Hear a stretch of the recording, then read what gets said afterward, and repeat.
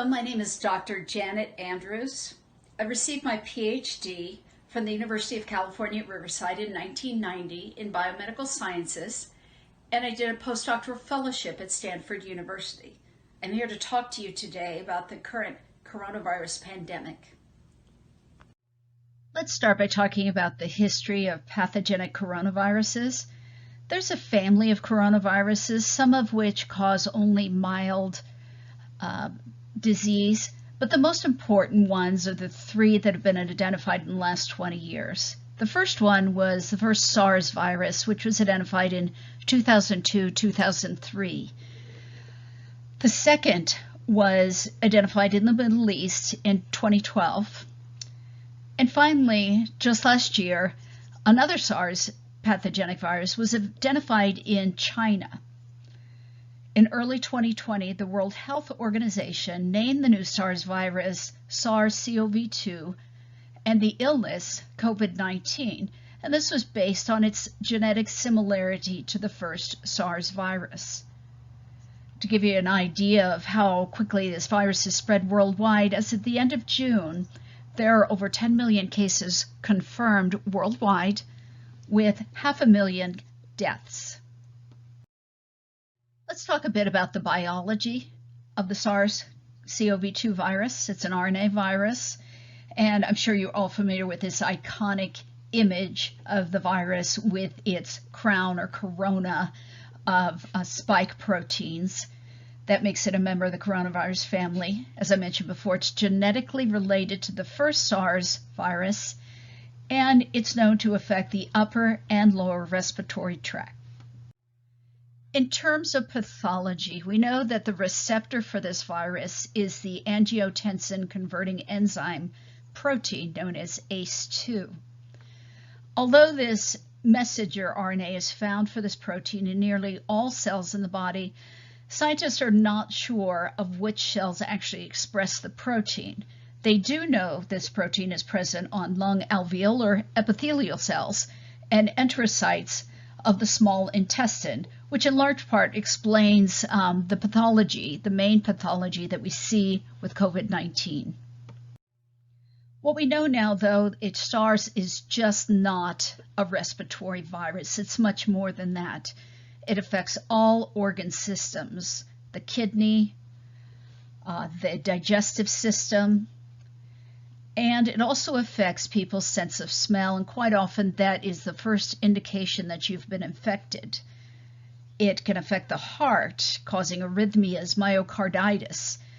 The virus causes inappropriate clotting, which leads to stroke, even though in those who are asymptomatic. Finally, it can also induce cytokine storm. And what that is an over-response by your immune system to the virus, which actually ends up damaging the body. We see this in influenza also.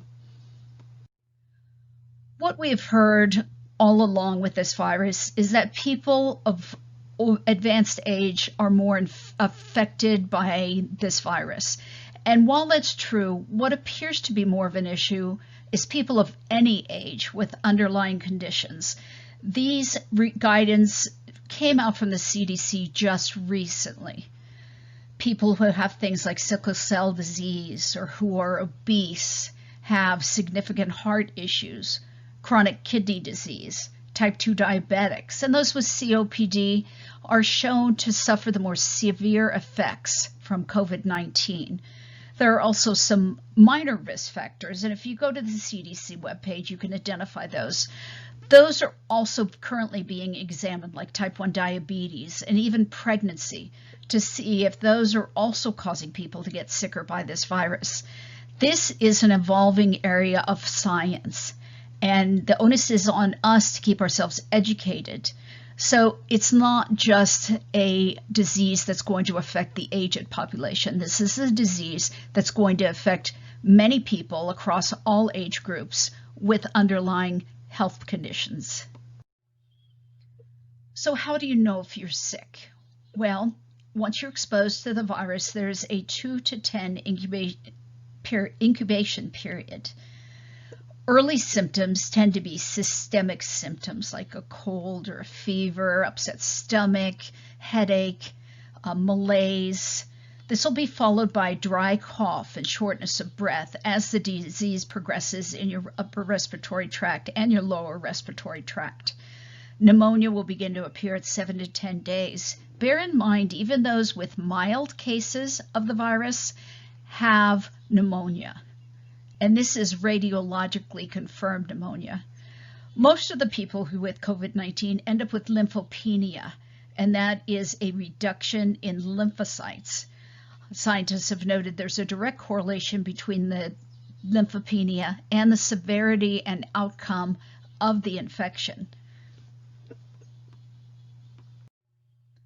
An area of big concern is the mortality of this virus. That we know is based now primarily on risk factors, but also on age. And age really comes into play because as you age, you tend to accumulate more risk factors. If we look at the overall risk factors based on the data from the CDC, we're looking, or the overall mortality rate, we're looking at about a 5% mortality rate.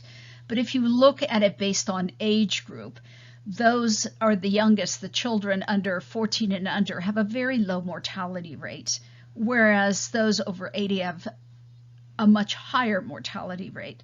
So it's really more important to look at it by age category, but also look at it by underlying conditions.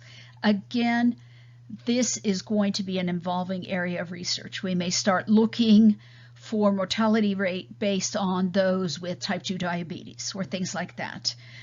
Again, another confounding factor is the large number of asymptomatic cases. There's estimated to be 30 to 50%, even more asymptomatic carriers, and that's going to skew our data in terms of the mortality. So how do you get sick with the virus? The primary mechanism is through respiratory droplets, and that occurs through coughing, sneezing, spitting, anytime saliva is involved. There's also possible aerosolization, and that's of a concern because there's some data suggests that the virus can remain in the air for several hours. You can also pick it up through fomites, and those are things that you touch. Data suggests that the virus can live hours to days depending on the surface. There is a role for asymptomatic carriers. We don't know yet how infectious asymptomatic carriers are. That's a big unknown.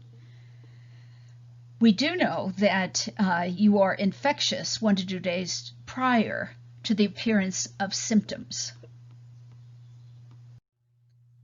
So how do we prevent being infected with this virus? There's several ways that we know work effectively. Face coverings, hand washing, social distancing, isolation of those infected, contact tracing, and we're going to talk about some of these in a little more detail. Face coverings are probably one of the main ways you can prevent the spread of this virus. It's believed a simple face covering can reduce virus transmission by 70%. It needs to cover both the mouth and the nose. I've seen people with it pulled down over the nose. That's not going to work. You want to wash your face mask frequently, and you should have several of these. When you take it off, don't touch the outside of the mask. Assume that area is contaminated. When you're outside, if you're out in the open and you're not near anyone, you don't need to wear a face mask. But if you're on a hiking trail or if you're going to pass near people when you're running, you should have a mask on. Inside, definitely wear a mask unless you're in your own home. If for a medical reason you cannot wear a mask, then you should stay home and have someone do your errands for you. Countries that have enacted strict mask mandates are the ones that have stopped the spread of the virus. I'm sure by now all of you are experts at washing hands. Just a quick mention, when you don't have soap and water, you can use hand sanitizer.